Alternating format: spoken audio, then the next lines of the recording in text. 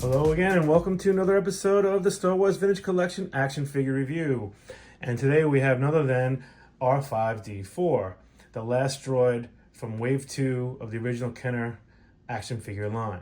So today we're going to be looking at R5-D4, and he's got an interesting history. When you think about it, without R5-D4, the movie and the Rebellion could have most likely failed.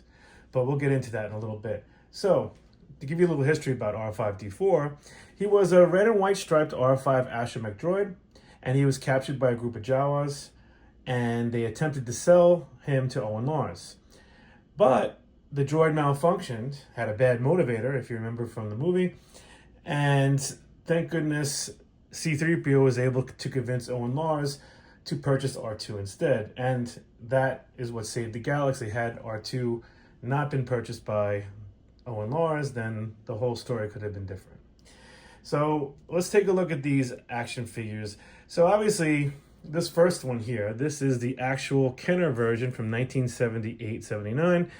And this is, a very basic action figure. I wish back in the old days, it's kind of nostalgic. I like the kind of sticker, as you can see. Actually, the sticker's not bad. It's starting to yellow from age.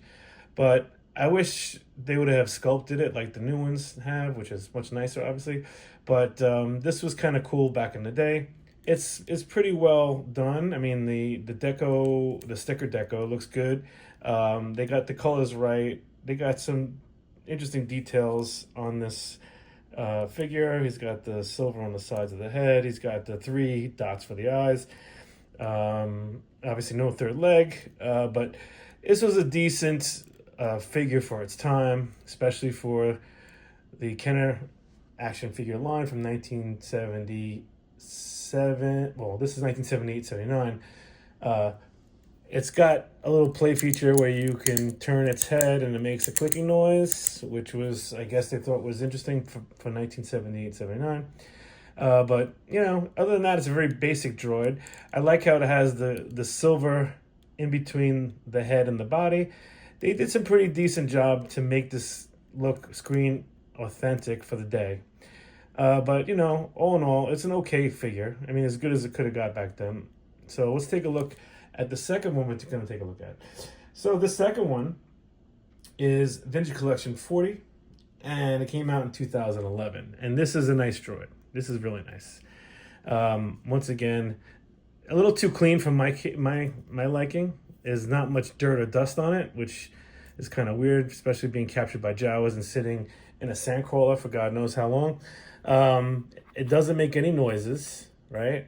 But the deco looks great. The paint job is really nice. You see a lot of really interesting details. You like the silver in between the blue on those sockets on the front, and on the side of its legs, got the blue with the silver inlays, and on the feet, it's got the wires with the silver. They did a nice job with this action figure. It's got the antenna in the back. The back of the figure basically is pretty much the same. They attempted to do a little bit of something back here, a little dirt, but not nearly as noticeable as it should be.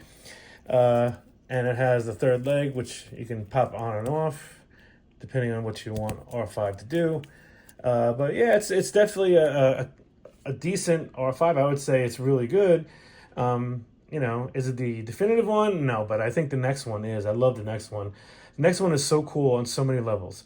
So let's get to the next one, because I really love this figure. This figure came from the Droids 3-pack, and I've already been talking about the Droids 3-pack.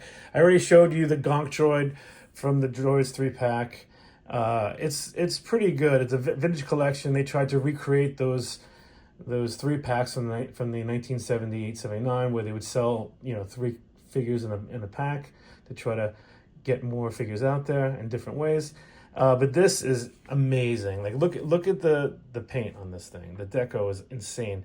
You can see dirt, dust. You got all the silver inlays, perfect. You got the silver between the head and the body. Look at the head. It's got dirt and dust on it. It's so well done. It's really good. The deco is it's subtle, but not that subtle. You can see the dirt and grime on this. It's everywhere. It's on the legs. It's really well done. And he still has all the great details. As you can see, the blue and silver inlays on the back, on its legs. So as you can see, it's got the wires on the feet. And you could also remove the third leg if you want R5 to be only 2 legs. But what makes this thing really cool, in my opinion, and this would be a really cool gimmick for back in the day, a play value type of thing.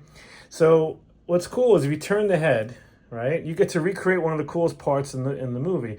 So when Uncle Owen says, I want the red one, and he starts to move, and then as he's crossing towards them, the motivator explodes, and they have this little thing where you twist the head, and the motivator pops out. So you could recreate the destruction of R5-D4, which is kind of cool. I hope you guys can see that. Yeah, I think you can see that. So let me do it again, just to make sure. Yeah, so you see this, the motivator pops up and shows you that he's being self-destructing. So very cool figure on so many. It gives a little extra niceness. I like, even if it didn't have that feature, I think this is the definitive version of R5-D4. I don't think VC40 is it. It's just too bland in my opinion. This came out in 2012, so a year after the last one we saw, this one. So, much better in my opinion. Usually they kind of screw it up, like later on, ones aren't as good as the ones before, which is kind of weird, but they got it right this time in my opinion. So this, in my opinion, is the definitive R5-D4, and I can't imagine them really making this better. So that's all we have today on good old R5-D4. And hopefully you enjoyed the episode. So please like and subscribe, and I'll see you next time.